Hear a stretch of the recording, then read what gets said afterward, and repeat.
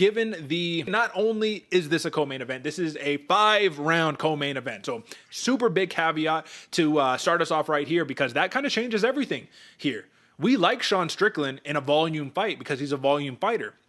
Question is, if you're a Paulo Costa, for an example, and you look at the 5-round fight that he had with the Marvin Vettori, listen, the dude went 5 rounds. Marvin Vettori is a cardio guy, wants to wrestle you, wants to box you. He didn't do a ton of it in the fight, but I think that was actually at 205 as well, man. So it goes to show he has the gas tank. How concerned were you when you heard that this was a 5-round fight on either end of the spectrum?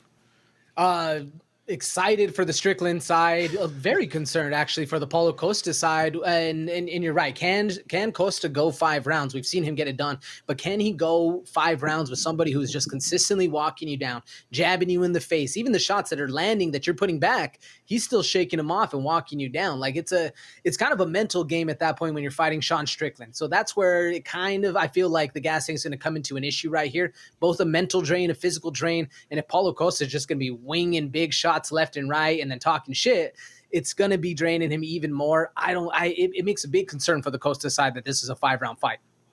How do you feel about Sean Strickland and the whole entire narrative going into it? Because if he fights Paulo Costa and he wins in a dominant fashion, I feel like, again, this doesn't really do much for him. This dude was the champion, fought a close fight against Duplessis. Some people thought he won, some people thought he didn't. But when you have a close fight in a championship match and then you fight down to number 7, it's almost like the UFC was all like, hey, dude, you're a cool little experiment, but at the end of the day, man, you're way too brash. We don't need to have you as a champion, so we're not going to put you in a position to have that quick turnaround. Also, it's not like he was tenured like Adesanya or anything like that. You know, Adesanya, he didn't get the immediate, rematch either.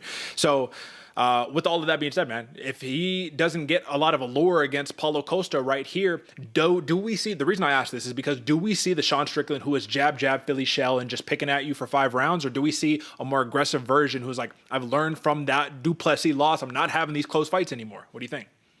Man, I mean, that's a good outlook, Derek, because if you are looking to transform the career of a Sean Strickland, right, you're not going to take away the brashness. You want that heel. You want people to not like him but still tune in, but you do want him to be an exciting enough fighter where that stuff doesn't matter. So I can see where you're coming from with Sean Strickland, kind of getting into this new style, but him mixing up a new style with a bomber that is Paulo Costa, man, it seems like the wrong time to do it. I know you said he's 7th on the ranking, but Paulo Costa for a long time is one of those boogeymen that people were just kind of dancing around. I mean, we know he had all his shenanigans with the weight and then the wine and all that jazz, but this dude is still a very, very difficult, not puzzle, but like difficult fighter to get around, right? He's going to be there to fight. So if Sean Strickland's going in there with a new style, I don't see it working out well for him. I'd kind of advise against it. I mean, you never know. For Paulo Costa, on the other hand, right, this is the first time that he's fought consecutively in the same year since 2017. So, like, do we see a revamped Paulo Costa? You know what I mean? He looked good. You have to admit, he looked good in his last fight, right? If we're taking a look, yeah, you lost to Robert Whittaker, but that was a fight where he was putting it on Whittaker a little bit, you know what I mean? And that's a super impressive feat. So I just feel like if you're a Sean Strickland fighter, here's the path to victory. First off, you open as a minus 185 favorite for good reason. You stick around as a minus 260 favorite, so we've jumped up a little bit. He's going to be in Paulo Costa's face. He's going to walk him down, and every time that Paulo Costa explodes with the big shot, I imagine he's going to do the thing that he does best, with it just wade out of distance, right? And then get right back on the horse. Very flat-footed style, man. It's nothing that's super unorthodox, nothing super flashy. It's just consistent, and it wears you down. Where does the grappling come into play? I know Sean Strickland's a black belt. I know he doesn't like to use it. Paulo Costa, not necessarily scared to shoot a takedown. Where does that come into play here? I think that was a big question I had going into this, Derek. Will Paulo Costa take that advance or that style, right? Will he be shooting for takedowns? Because Sean Strickland is good on the ground, but like you said, we don't see it a lot. So there's an unknown if these two can pair up down there. It seems like Paulo Costa, at least on paper, has the ground game advantage. I'm not willing to bet on that, though. I'm not willing to bet on that one either. Like I said, Sean Strickland's good jiu-jitsu wise, man. He just chooses not to use it, and probably for good measure right here. What do you think about that odd shift right here, man? Minus 260 for Sean Strickland. It makes sense. I mean, a lot of people, as much as we did, were known of Paulo Costa, like the name was there present for a while. He's kind of fallen off, and it seems to be an as of late kind of thing with the odds makers. So I can see this one, how it's grown or how it's had the disparity here going forward. I think that logic goes on the side of Sean Strickland, and that's one where I'm very much like, man, listen, you got to trust your gut. You got to follow the algorithm, if you will, and just lead it and take that promise to victory. But I do think that Paulo Costa has that sleeper factor since, again, right? This first time he's fought in consecutive times in a year, in 5 years, or more than that, 2017, that was a long time ago. So I just feel like the unknown nature and that little question mark right there gives me a little pause and makes me wonder, do we see value in Paulo Costa? Is the judging going to play a factor into this? Because if we're betting on a Sean Strickland decision, we've been wronged before. So does the big explosive shots win the rounds for Paulo Costa versus the nonstop? Yeah, I jabbed you a million times and you didn't hit me. You hit me in my arm. But to the judges, they don't know that, right? They saw our impact. They heard the clap, right? And they're like, oh, God, Paulo Costa landed the big one. So in what world do you hedge and do you say, Paulo Costa, I don't care how it gets done. We take the plus 210 that he's sitting at right now and we throw a little something on there.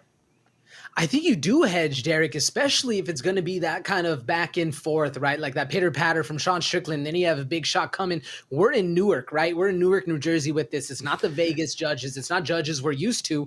Big moments. We've seen big moments sway judges and sway crowds, right? You get the oohs and the ahs.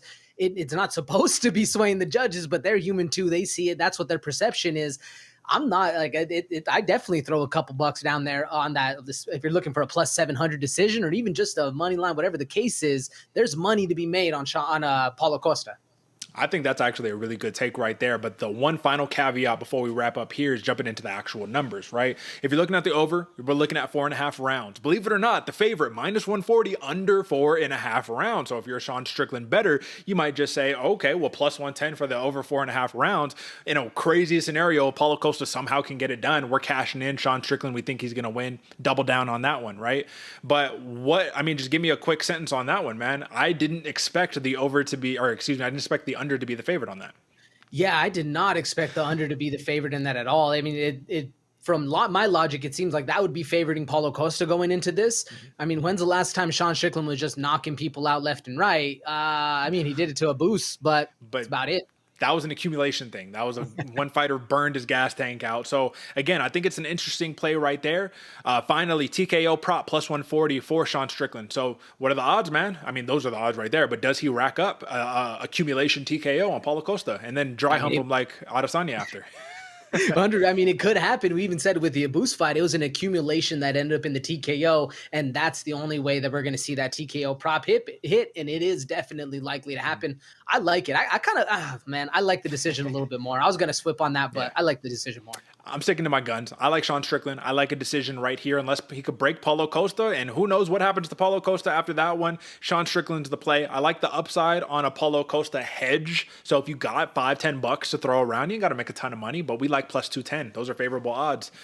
Other than that, that is your main or your co-main 5-round co-main pick right there, Sean Strickland for the win.